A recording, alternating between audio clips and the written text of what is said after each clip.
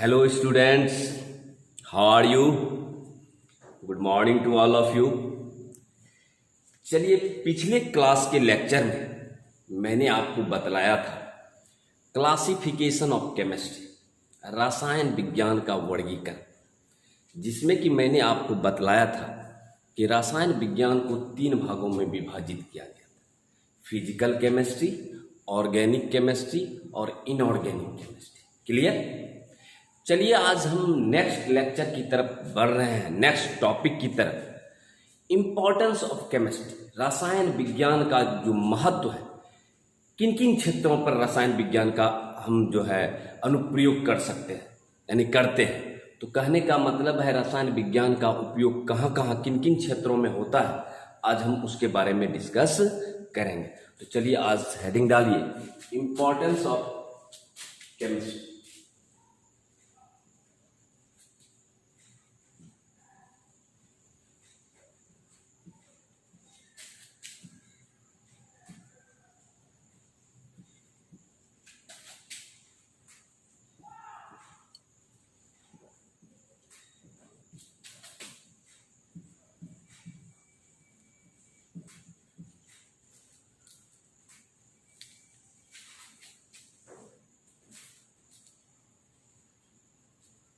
रसायन विज्ञान का महत्व।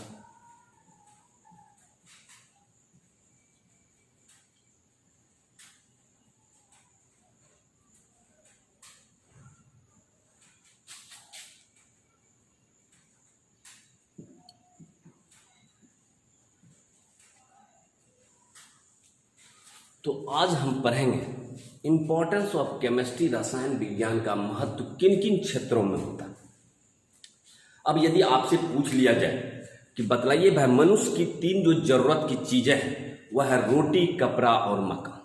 अगर ये 3 चीज मनुष्य को मिल जाए तो उसका सुखमय जिंदगी गुजर जाए।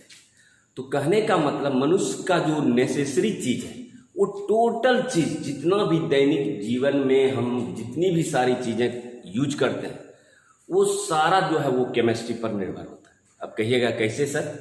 मैं एक एक करके पॉइंट वाइज करके आपको बतलाऊंगा कि केमिस्ट्री का उपयोग किन किन क्षेत्रों में किया जाता है। सबसे पहला चीज, आप देखिए कि हमारा जो देश है वह कृषि प्रधान देश है, और आप कृषि की उर्वरा शक्ति को बढ़ाने के लिए आप फर्टिलाइजर का उपयोग करते हैं। फर्टिलाइजर मतलब उर्वरक।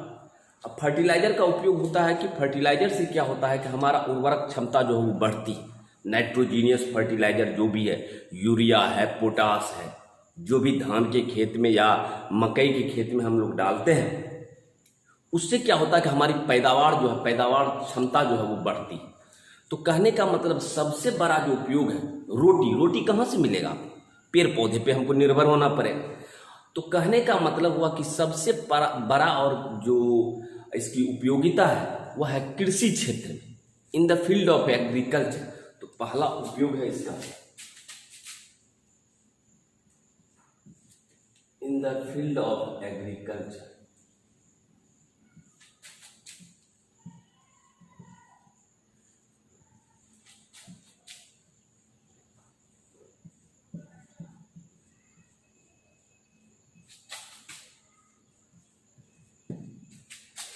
यानी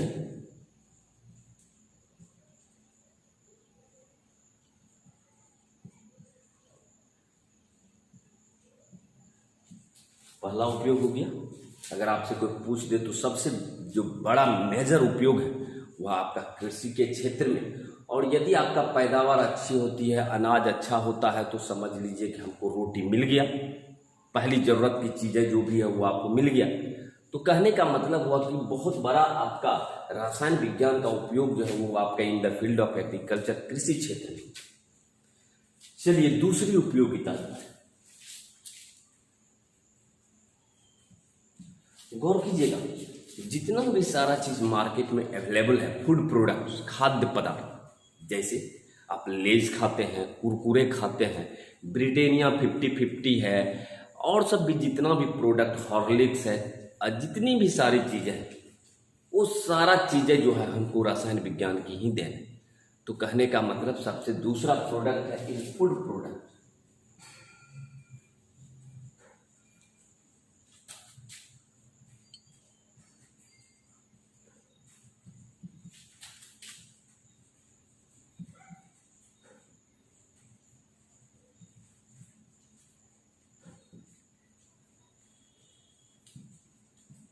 क्लियर? चलिए, तो ये तो आपको भोजन मिल गया। अब रही बात, रहने के लिए आपको मकान भी चाहिए। तो जितना भी ईंट है, बालू है, गिट्टी है, सीमेंट है, जो भी घर बनाने के लिए जो इसेंशियल इंग्रेडिएंट है, उस सारा चीज आपको केमिस्ट्री पर ही निर्भर होना पड़ेगा। यानी सीमेंट है, बालू है, छड़ है, जितनी सारी चीज, यानी इन बिल्डिंग मटेरियल, रसायन विज्ञान का जो महत्व, आपको घर बनाने में भी रसायन विज्ञान बहुत बड़ा उपयोग कर रहा है। तो कहने का मतलब हुआ कि तीसरी उपयोगिता है इन बिल्डिंग मटेरियल, भवन निर्माण संबंधी।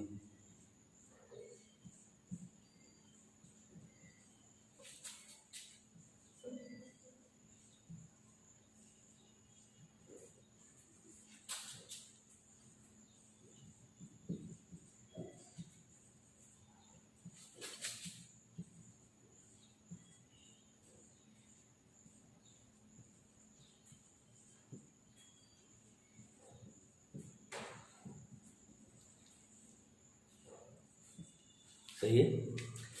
यानी घर बनाने के लिए आपको बिल्डिंग मटेरियल के रूप में भी रसायन विज्ञान पर आपको निर्भर होना पड़ेगा। चौथी रही बात कि यदि आप बीमार पड़ जाते हैं तो आप लेते हैं माथा, सर दर्द हो तो पैरासीटामोल, पेट में गैस बन रहा है इनो, जितनी भी सारी दवाइयाँ आप लेते हैं वहाँ पर भी रसायन विज्ञान का बहुत बड़ा उपयोग होता है। यानी in the field of health and medicine, स्वास्थ्य एवं चिकित्सा के क्षेत्र में भी रसायन विज्ञान का बहुत बड़ा महत्व है। तो चौथा पॉइंट हुआ इन द फील्ड ऑफ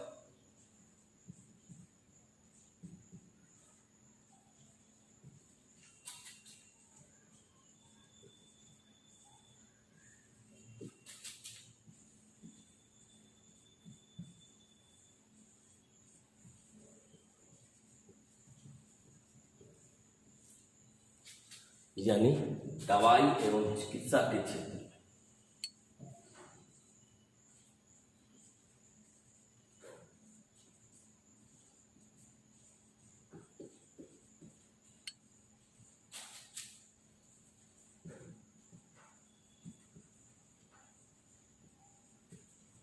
सही है? तो रसायन विज्ञान का उपयोग मेरा जो है दवाई और चिकित्सा के क्षेत्र में भी होता है।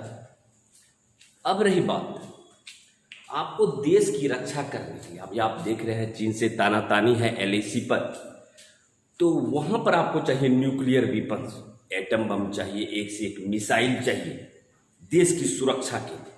यानी आपके देश की सुरक्षा में भी रसायन विज्ञान का बहुत बड़ा उपयोग है। तो कहने का मतलब न्यूक्लियर वेपन्स, नाभिकीय संयंत्र, तो कहने का मतलब है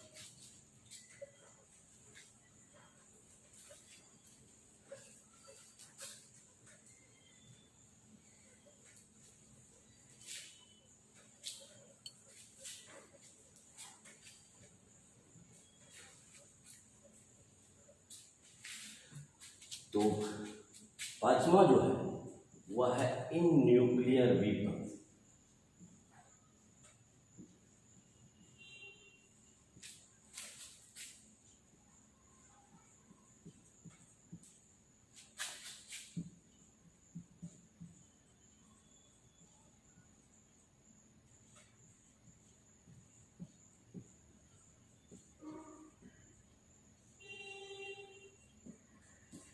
यानी आपको सुरक्षित रखने में भी रसायन विज्ञान का उपयोग है।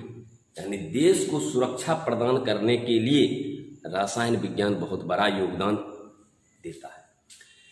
चलिए अब चलते हैं पांचवा पॉइंट की तरफ। आपको सुंदर दिखने के लिए भी रसायन विज्ञान का बहुत बड़ा उपयोग है। आप जो है फेयर एंड हैंडसम लगाते हैं, फेयर एंड लवली लगाते हैं, और भी फेस वॉश, बहुत सारा फेस वॉश यानी सौंदर्य प्रसाधन, बहुत सारा चीज़ आप यूज करते हैं कॉस्मेटिक्स में। तो कहने का मतलब हुआ कि आपकी सुंदरता को बरकरार रखने के लिए भी रसायन विज्ञान का बहुत बड़ा उपयोग है। तो आपका छठा पॉइंट हुआ इन कॉस्मेटिक्स मीन्स सौंदर्य प्रसाधन।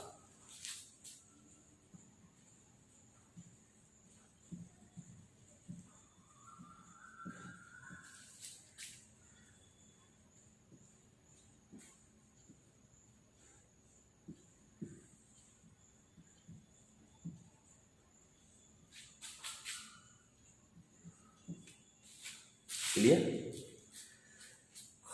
अब रही बात कि जितना भी सारा चीज आप कपड़ा पहनते हैं, चाहे वो टेरिकॉटन हो चाहे पॉलिस्टर हो, जितना भी तरह का कपड़ा आप पहनते हैं, तो वहाँ आपका टेक्सटाइल इंडस्ट्री यानी कि वहाँ पर भी रसायन विज्ञान का बहुत बड़ा उपयोग होता है। ठीक है, तो कहने का मतलब हुआ कि टेक्सटाइल इंडस्ट्री में भी आपका बहुत बड़ा उपयोग है, कपड़ा उद्योग। तो सातवां है इन टेक्सटाइल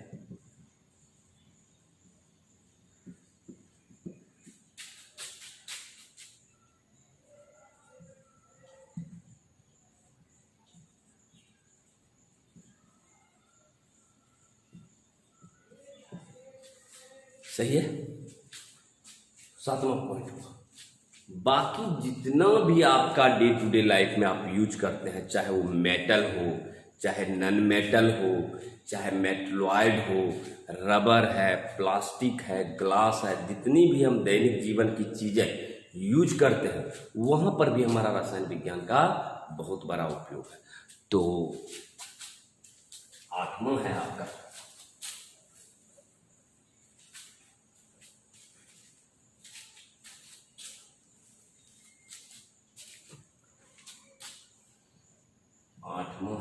जैसे धातु है, मेटल,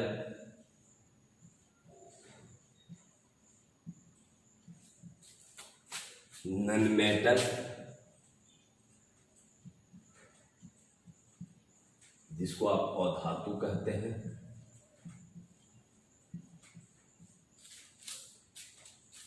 मेटलॉयड,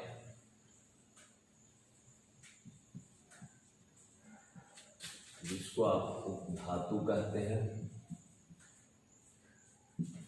और जितना भी है प्लास्टिक, रबर, प्लास्टिक, ग्लास, जितनी भी सारी चीजें, रबर,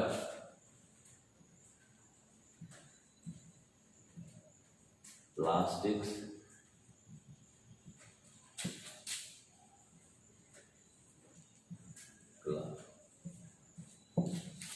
तो आपने देखा कि रसायन विज्ञान का बहुत वास्ट एप्लीकेशन है। तो कहने का मतलब हुआ भी तो बहुत सारा चीज मैंने आपको लिखाया नहीं, चमड़ा उद्योग में भी यूज होता है, बहुत सारा फील्ड में आपका जो है रसायन विज्ञान का उपयोग होता है। इसका मतलब हुआ कि हमारी जो जरूरत की जितनी भी सारी चीजें हैं वो रसायन विज्ञान हमको प्रोवाइड कर देता है। यानी कि हमको जीने के लिए जिन जिन चीजों पर हम आश्रित रहते हैं वो सारी चीजें हमको रसायन विज्ञान से प्राप्त हो जाता है। तो ये था हमारा इम्पोर्टेंस ऑफ केमिस्ट्री, रसायन विज्ञान का महत्व, किन किन क्षेत्रों में हमारा रसायन विज्ञान की उपयोगिता है, महत्व है, उसके बारे में हम डिस्कस किए। तो चलिए अब आगे बढ़ते हैं। ये तो था हमारा रसायन विज्ञान का एप्लीकेशन, इम्पोर्टेंस। चलिए आगे बढ़ते हैं। नेचर ऑफ मैटर, पदार्थ की प्रकृति।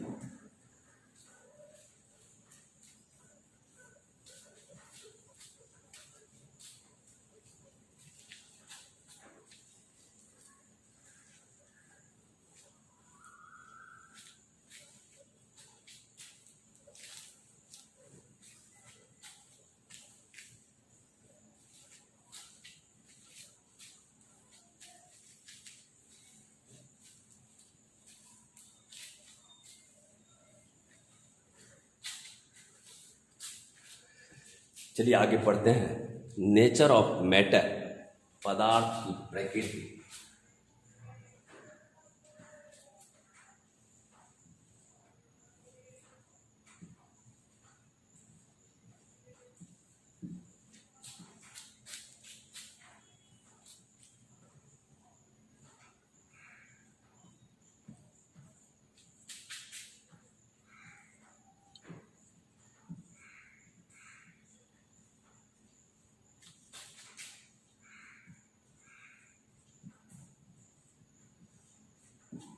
पदार्थ की प्रकृति।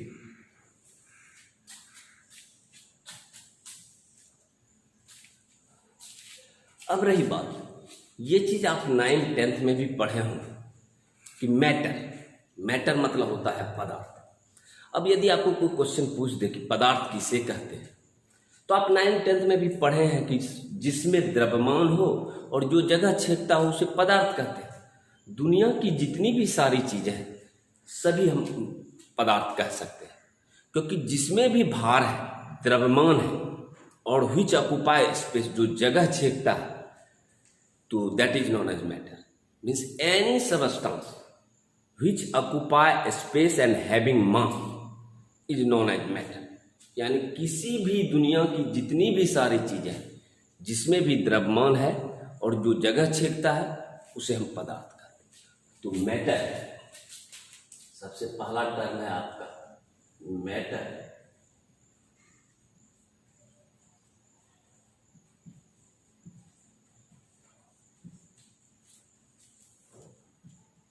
जिसको पदार्थ कहते हैं। तो मैंने अभी आपको क्या बतलाया, anything which having mass and occupied space that is known as matter. यहाँ आप परिभाषा लिख सकते हैं, एनीथिंग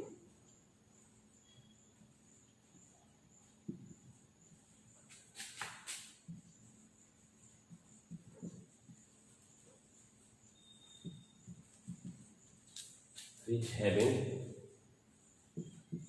mass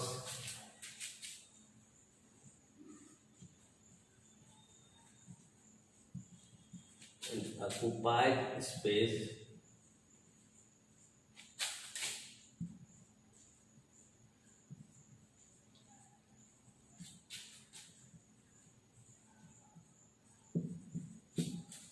यानी दुनिया की जितनी भी सारी चीजें हैं जिसमें आपका द्रव्यमान है और जो जगह छेदता है उसे हम पदार्थ कहते हैं। यानी आप इसी को हिंदी में लिख सकते हैं, जिसमें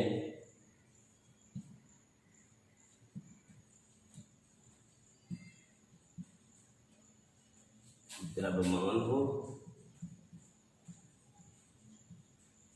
तथा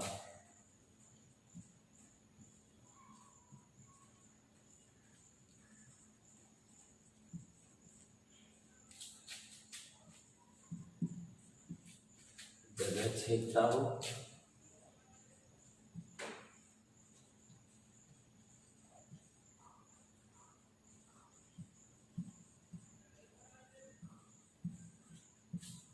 है। तो अब यदि आपको कोई भी पूछ ले कि पदार्थ किसे कहते हैं, तो आप इस तरह से आप बतला सकते हैं कि एनीथिंग व्हिच हैविंग मास, जिसमें द्रव्यमान हो और जो जगह छेदता हो उसे पदार्थ कहते हैं। और आप पढ़े होंगे 9th-10th में, there are 3 states of matter. पदार्थ की मुख्यतः 3 अवस्था होती है। कौन कौन? ठोस, द्रव, गैस। पढ़े हुए हैं कि नहीं? चलिए ठीक है, क्लियर। तो there are 3 states of matter. पदार्थ की मुख्यतः 3 अवस्था होती है। तो यहाँ आप पैराग्राफ चेंज करके लिखिएगा, there are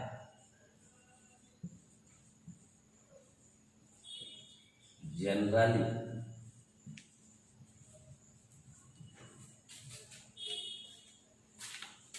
3 states of matter.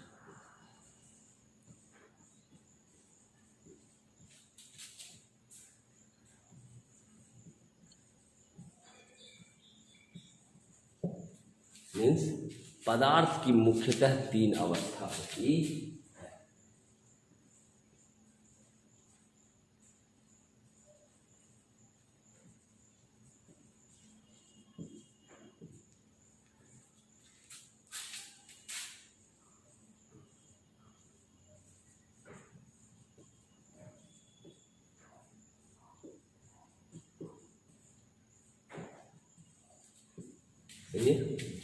तो पदार्थ की generally there are 3 states of matter, solid, liquid and gas. जान रहे हैं? तो ये आपका पदार्थ की 3 अवस्था है। पहली अवस्था है आपका कौन? सॉलिड,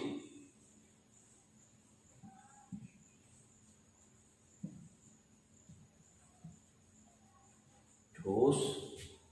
दूसरी अवस्था है लिक्विड,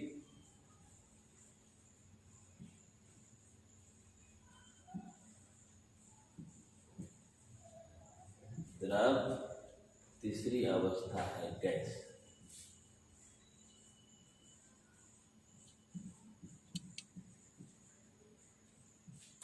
सही है। तो ये पदार्थ की मुख्यतः तीन अवस्था है, solid, liquid and gas. Clear? तो चलिए अब एक एक करके जरा सा हम ये सब चीज़ ऑलरेडी आप पढ़े हुए हैं, कहीं दिक्कत वाली बात नहीं है। ये सब चीज़ फिर भी आपके सिलेबस में है तो मुझे तो बताना होगा। तो ठोस, द्रव और गैस। चलिए अब एक एक करके थोड़ा हम डिटेल से चलते हैं कि सॉलिड किसे कहते हैं, लिक्विड किसे कहते हैं और गैस किसे।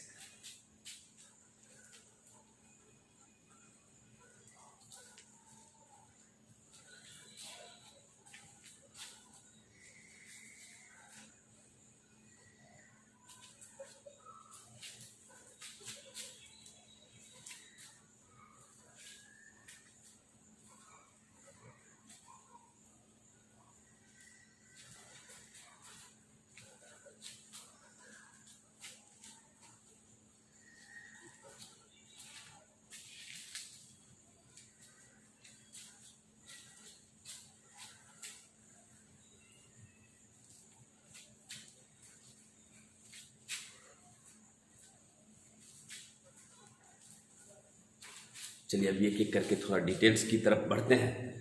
पहला है आपका स्टेट ऑफ मैटर्स में, पहला जो है सॉलिड है, दूसरा लिक्विड है, तीसरा गैस है। तो चलिए पहला हम बढ़ते हैं सॉलिड की तरफ।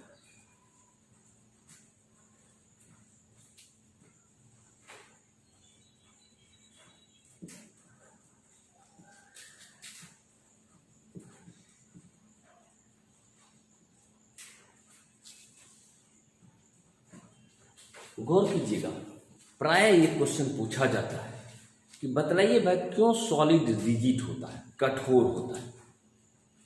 तो सॉलिड का कठोर होने के पीछे कारण यह है कि ठोस में जो है अणु जो है एटम, आयंस, मॉलिक्यूल, वो काफी सटे सटे होते हैं। तो सटे सटे होने के कारण क्या होता है कि उनमें अणुओं के बीच जो लगने वाला आकर्षण बल है वो अधिक होता है, जो अणुओं को एक दूसरे से बांधे रखता है। यही कारण है कि ठोस को हम दबा नहीं सकते और जिसके कारण ठोस का आयतन तथा आकार दोनों निश्चित होता है। तो आप कह सकते हैं कि ठोस का परिभाषा दे सकते हैं कि वह पदार्थ जिसका आकार तथा आयतन दोनों डिफिनिट होता है, डिफिनिट मतलब क्या, निश्चित होता है, उसे हम ठोस कहते हैं। और इस ठोस में एटम, आयंस, मॉलिक्यूल्स काफी सटे होते हैं, जिसके कारण इसमें अंतराण्विक आकर्षण बल का मान भी अधिक होता है। जैसे डायमंड हो गया, लकड़ी हो गया, पत्थर हो गया। तो ये सब आपका ठोस के उदाहरण है।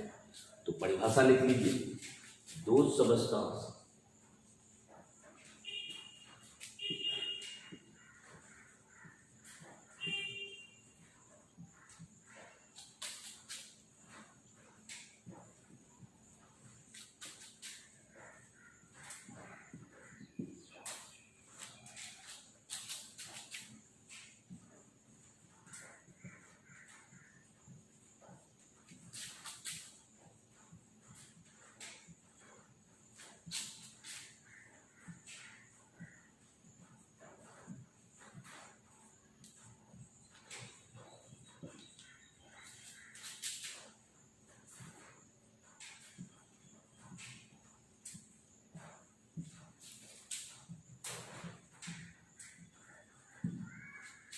सॉलिड एग्जाम्पल में जैसे है वुड है, आयरन है, स्टोन है, डायमंड है,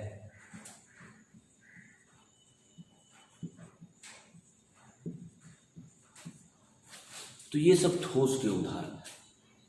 और ठोस में क्या होगा, एटम, आयंस, मॉलिक्यूल्स काफी सटा होगा। ये आपका है, इसमें आप दिखा दीजिएगा, यहाँ आपका एटम, आयंस, मॉलिक्यूल्स काफी सटा हुआ है। एटम, आयंस, मॉलिक्यूल एक दूसरे से काफी सटा हुआ है। क्लियर?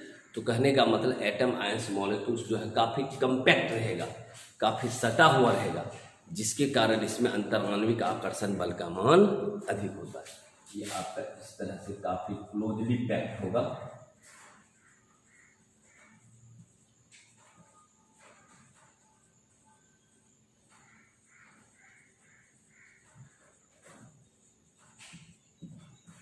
अंतर आणविक स्पेस कम होगा और इस तरह से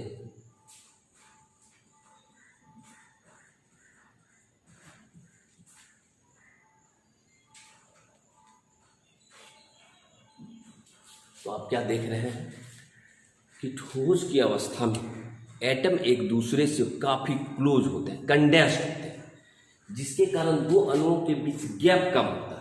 यही कारण है कि लगने वाला अंतराणविक आकर्षण बल का मान अधिक होता है।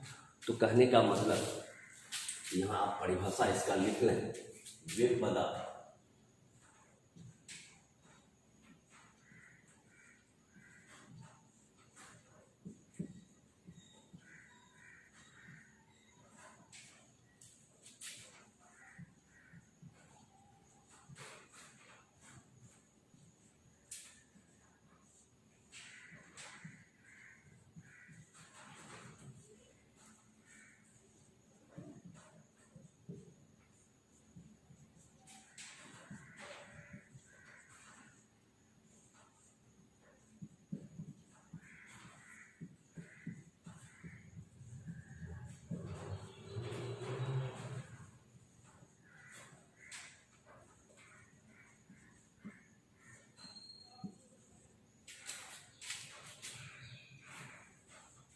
और जैसे आप लिखने किए हैं, लकड़ी है, लोहा है, पत्थर है,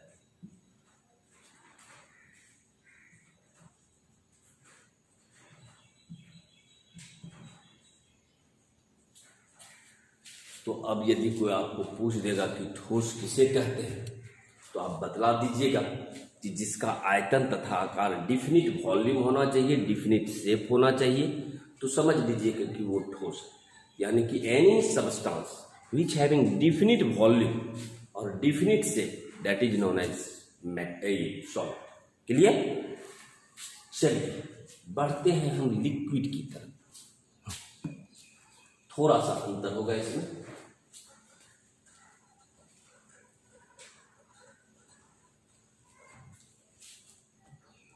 दूसरा है आपका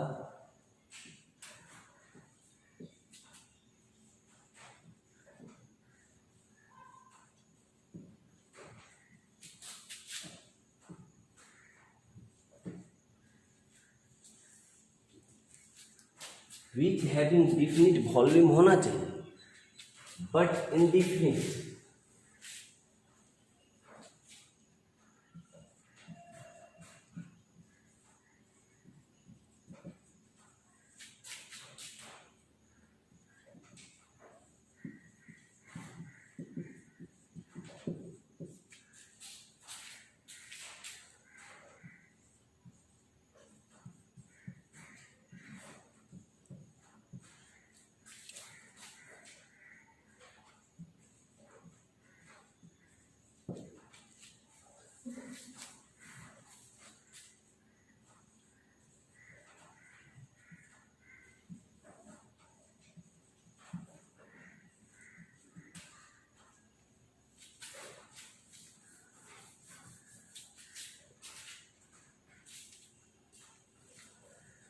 अब देखिए यहाँ थोड़ा सा अंतर हो गया। यहाँ आपका हो गया डिफिनिट वॉल्यूम।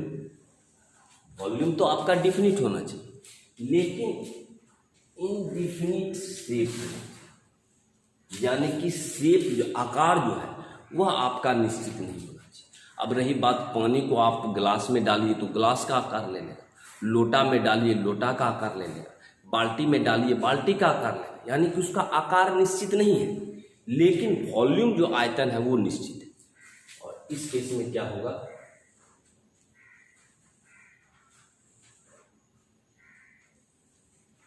यहां एटम थोड़ा दूर दूर,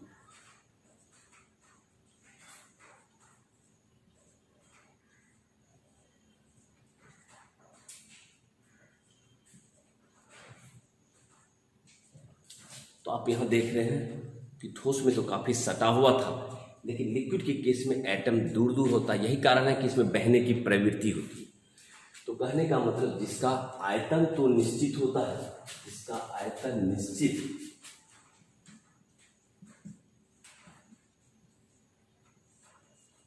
किंतु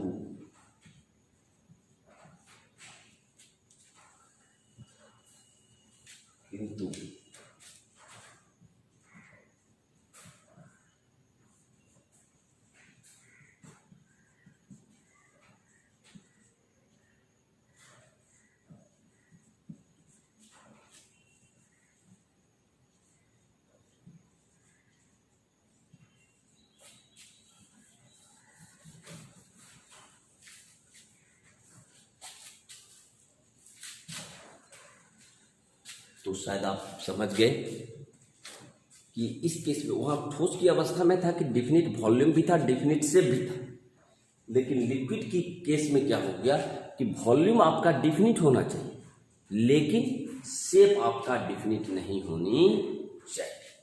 क्लियर? अब जो तीसरा है वो है आपका गैस। गैस के केस में तो ना तो उसका डिफिनिट वॉल्यूम होता है और ना ही डिफिनिट शेप होता है। किसी भी आयतन में वो चला जाएगा और किसी भी आकार में भी जाएगा। तो कहने का मतलब हुआ कि वे पदार्थ जिसका आकार और आयतन दोनों अनिश्चित हो उसे हम गैस कहते हैं। तीसरा, चलिए तीसरा हम चलते हैं गैस की तरफ।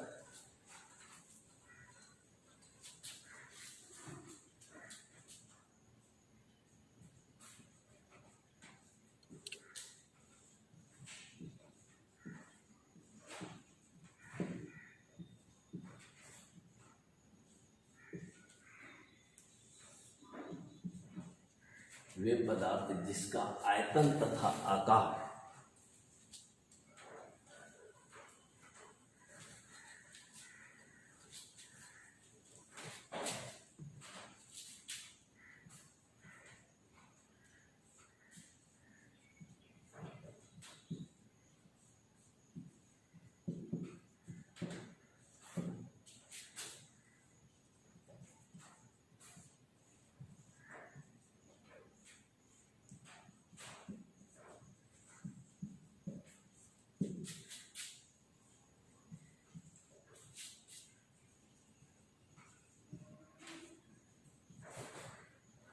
जैसे आपका हो गया hydrogen gas, nitrogen gas, oxygen gas, which having